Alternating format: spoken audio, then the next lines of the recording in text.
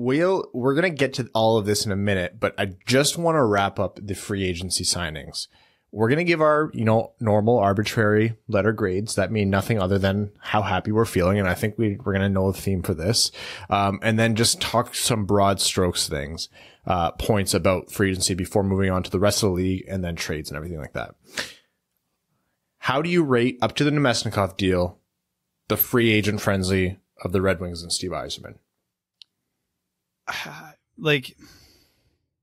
In terms of overall impact of players they got, I mean, it's like a lukewarm B-B.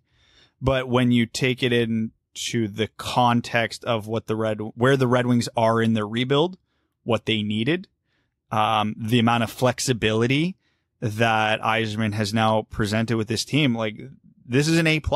It's not hyperbole. He did exactly what the Red Wings should have done, and he did it better and cheaper and with shorter term than I thought he could have, even in a pandemic world. Yeah, when you put context to it and where the Red Wings are, it's been great. If they were competing and trying to win, it might not be so good. But I'm glad the Red Wings didn't get caught up in the Pietrangelo type contracts, the Markstrom type contracts. They got great value. They added a ton of depth, and everyone needs to be honest. The Red Wings aren't going to be good for quite a bit of time. So these are the type of deals you should be looking for. Yeah, what Yzerman did here was clear out the rot and replace it with just good, solid foundation. None of this stuff is shiny. None of this stuff is going to drag this team to the playoffs. I don't think they're going to be a wild card team. I know it's pretty ambitious and it's fun to think about that, but they still have a long way to go. But he cleared out a lot of the excessively dead weight. For him to retool through free agency in such a cheap way, come out net positive in terms of cap space generated, as well as talent added to the team, I think he's completely deserving of that A+ grade that Brad gave. I would tend to agree. If you're a nerd like Brad, go check out Brad's depth chart. It's on his Twitter at Brad Crisco. We also retweeted it from the podcast account at Winged Wheel Pod. He keeps an Excel sheet like a fucking dweeb. It is super convenient when you need to reference something on the quick. I will tell you that.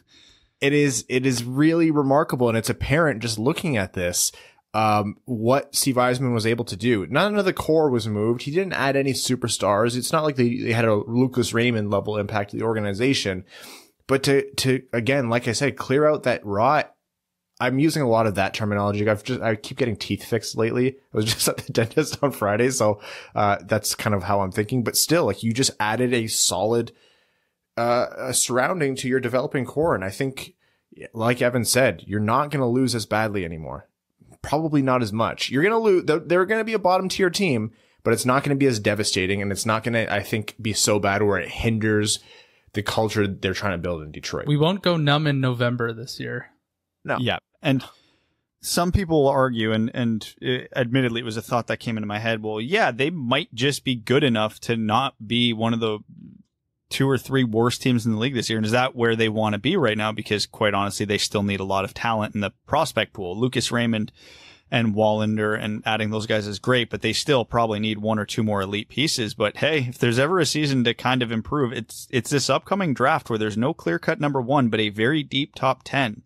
So if the Red Wings do, let's say, shock the world, then jump up 5 to 10 spots in the standings, this is probably the year that they want to make a jump. And the long-term view of that is when the Red Wings start getting good, that's when you start bringing the prospects up. And most of these prospects will make a positive impact on the team. So if you're getting good and then you bring in good prospects, you get better. And then when you get better, guess what?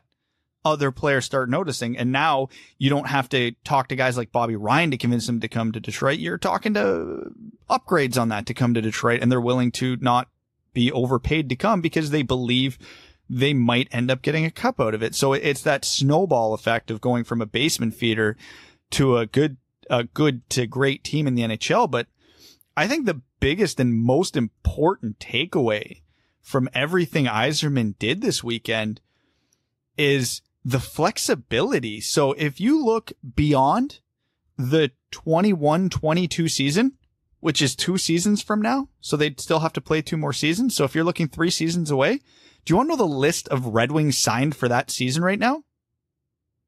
Dylan Larkin. That's the end of the list. And then you look at after this up, they have 10 unrestricted free agents off the current projected roster coming up this offseason. 10. You have, let me just pull up Cap Friendly here. So for unrestricted free agents after the season, you have Darren Helm, Valtteri Filppula, Bobby Ryan, Sam Gagner, Luke Glendening, Patrick Nemeth, John Merrill, Mark Stahl, Alex Biega, and Jonathan Bernier. Obviously, they are not going to sell all 10 of those guys at the deadline. They'll probably sell off 5 to 6 of them. That is a lot of assets, even if it's only mid-round aspects or mid-round draft picks or B-level prospects. And then the season after that, they're wide open for roster options. They can bring up a ton of prospects. They can bring in even more value signings like this. Steve Yzerman is looking after the season at a blank canvas where the literal only bad contract on the roster at that point will be Franz Nielsen. Like maybe. I don't think he's going to sign. Oh yeah. Are you saying he might buy them out? Buyout. Yeah. So also a possibility. So if you believe in Steve Yzerman's ability to build a roster, after this year, he's basically staring at a blank canvas and a stacked prospect system. The Red Wings are legitimately in a position in 3 to 5 years to be a great team. They still need more talent. They still need a couple more high draft picks, and they still need a few of their 2nd and 3rd round prospects to hit. But if you look at what Jonathan Berggren's doing in the SHL right now, if you look at what Antti Tuomisto did last year, if you look at what Theodor Niederbach's doing early this season, and the fact that they got Lucas Raymond and Mo Seider on top of that, holy shit, it might actually happen. This is legitimately the first time I'm looking at every angle of this rebuild and going, oh my God, yeah, maybe. Like this is actually going our way now. The prospects are developing. Most of them are developing the way we wanted. The top end guys are meeting or exceeding our expectations. We're getting pleasantly surprised by more than a couple of the depth draft picks and seeing a lot of positive progression from them. We're getting good, valuable players on the roster, and they still have a ton of assets to get even more picks and prospects. It's unbelievable. And that's not even including the fact that after all these signings, and once you factor in Henrik Zetterberg's contract going on LTIR, he still has $24 million of cap space right now. Let's assume Anthony Mantha, Tyler Bertuzzi, and Dmytro Timashov eat up the absolute most of that I could see them eating up, which I would say is about $13 million combined. That still leaves Steve Yzerman with $11 million to weaponize the cap and take advantage of the Vegases and the Tampa Bays of the world right now. It is truly a masterful job of what he has set up despite the fact that he's only been the GM for a year and a half. It's staggering what he's been able to accomplish. Brad, do you do circular breathing? Did you take a single breath there? I want you to be honest. Is there any oxygen left in your brain? I mean, it's not hard to breathe while you talk. Holy shit. That is a man on fire. I have never seen Brad so excited, and that's how you know the rebuild is taking shape. You were pumped. Look at the week. Again, I'm not exaggerating. Outside of specific drafts, I can't even say I was excited coming out of the 2019 draft because I did not expect Mo Seider to do what he did last year. The 2018 draft and this week have been the only times I've been legitimately excited as a Red Wings fan in the last 5 years. If anybody isn't feeling what I'm feeling, go cheer for another team because I don't know what you're paying attention to. 100%. It's just for the new listeners, Evan and I will never miss an opportunity to dig into Brad. But no, everything you said was right. And if I can just add one thing to that, and you kind of already touched on this, all of these players, and this is a very preliminary stage in the taking shape of whatever the next form of the team is. But all of these early players citing Steve Yzerman directly and his passion for the team and his vision for the team as why they chose Detroit bodes so well for when Detroit's competing. You think back to the Stamkos sweepstakes and how gutting it was that Detroit didn't even get an interview with him. They didn't even get in the room with him. That won't happen with Steve Yzerman at the helm, and that's what's been signaled this free agency. For Detroit to become a desired spot again is just so huge, and it's so good for the team's morale. It's so good for the fan base to believe that, the guys want to come to your team again, when our last version of any people like caring about the Red Wings at all was not wanting to play for Mike Babcock because he was such a monumental dickhead. And then you couple that with the fact that Steve Yzerman is known for signing star players at ungodly bargains.